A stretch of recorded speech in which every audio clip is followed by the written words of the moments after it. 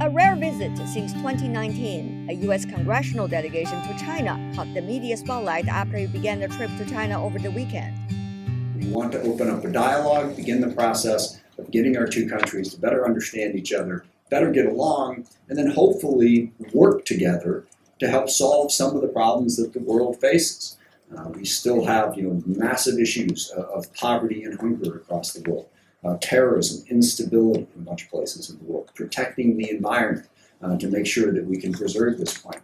That is a sensible message that the world expects. Well, for China, the attitude toward bilateral relations with the U.S. has been clear, consistent, and straightforward throughout the years, through various U.S. administrations. The Chinese premier repeated that stance during his meeting with the U.S. Congressional delegation.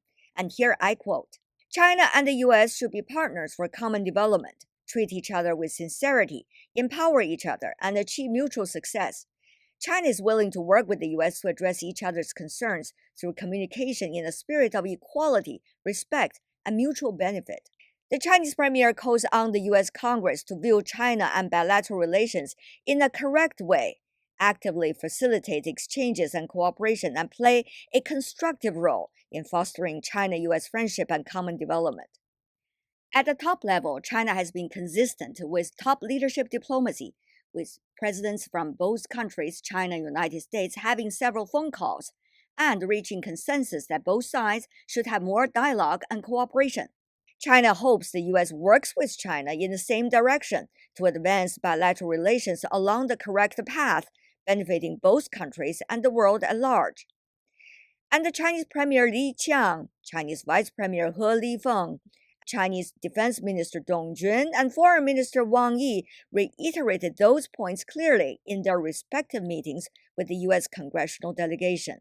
At the grassroots level, China invited members of the American Flying Tiger and their families to the military parade celebrating the 80th anniversary of the victory of the Chinese People's War of Resistance against Japanese aggression and the World Anti-Fascist War. Meanwhile, many people from both China and the United States are working hard to maintain academic, educational, and youth exchanges. Seeing is believing. Face-to-face can be the most accurate as rhetoric gets the relationships nowhere. It seems that has been received clearly. Even members of the visiting U.S. Congressional delegation to China had this to say in their media briefing at the U.S. Embassy in Beijing. There's such a rapid change in technology in terms of what AI and drone warfare and cyber and space. It is moving so rapidly and innovation is happening so quickly. The risk of a misunderstanding of capabilities on one side or the other is great. And I think there needs to be communication about that. Better late than never. Many hope this U.S. Congressional delegation's visit to China can bring more engagement between the two sides, especially for the U.S. lawmakers to play a more constructive role in this most important bilateral relationship between China and the United States. Tian Wei, CGTN, Beijing.